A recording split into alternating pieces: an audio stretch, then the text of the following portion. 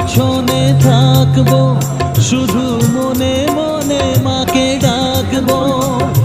কারো কাজে বাধা হলে সাজা দিও যত খুশি, আমায় সাজা দিও যত খুশি।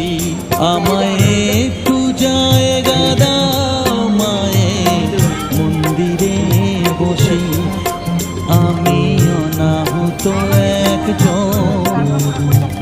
অনেক দোষেতে দোষী। আমায় একটু জায়গা দাও মায়ের